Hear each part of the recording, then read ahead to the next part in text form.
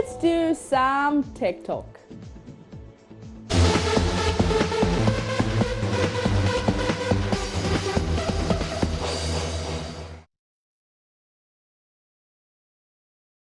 Let's talk about cameras, smartphone cameras. Megapixels, we all know what megapixels are. So basically they are measurements of how many pixels a camera's image will contain. 1 megapixel is 1 million pixels, all right?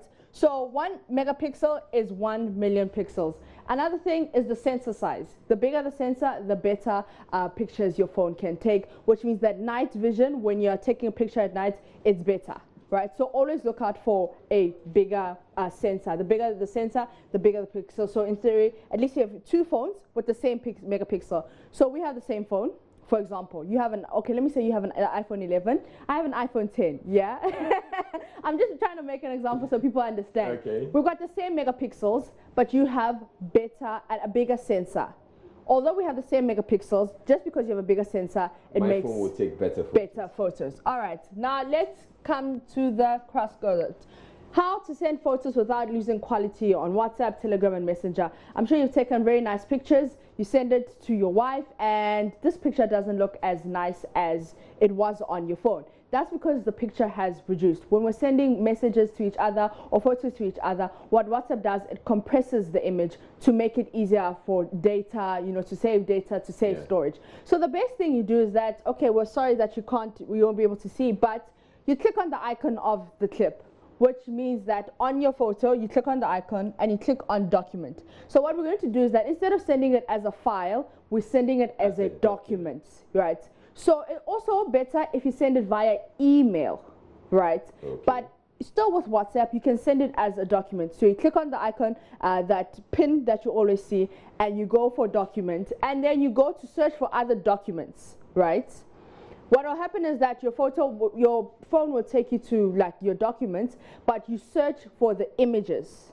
So you click on the image so that you can find your image to send it as a document. When you click on the image at that point, it's going to send it as a document. It sends it as a document. Okay. Are your photos taking up too much space? The first one, which is simple, which is also a bit costly, is the cloud storage. Send it to your cloud. Don't save your photos onto your phone. Just send it straight to your cloud.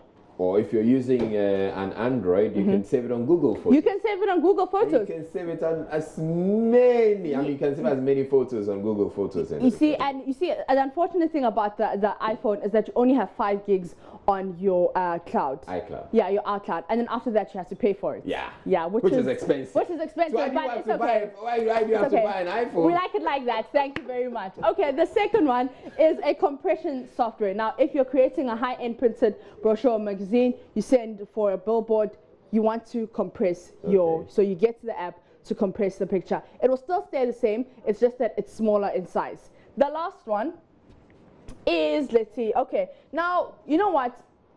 iPhone manufacturers, Apple manufacturers are very dramatic. They want you to have the best quality of pictures. For example, one feature in the photos is the live photo. I'm sure you've seen it when you take a picture and then it's like a slide movement. It's like a slight movement. I mean, it's dramatic. You probably don't need it. It will take up too much space. So all you have to do is that you go to your default settings, you take it off, and you don't have to take live pictures so that you can save storage. All right. So those are just the basic things that you do if your photos are taking too much space onto your phone. You send it to iCloud, send it to your Google account, or you get a compressor app, or the last one is that you just take off the unnecessary default settings. Yeah. Okay, but one other thing you should do, sometimes you're taking a photo, you take about 3 or 4 of them, and you select one of them eventually. Yes. There are other 3 that you don't need. You don't need. Delete them. Just delete them. So that's your Tech Talk for today, how to compress photos or how to send photos without affecting the quality of the pictures. On that note, I'm going to take a quick breather. When we come back, we have some interesting stuff to talk about.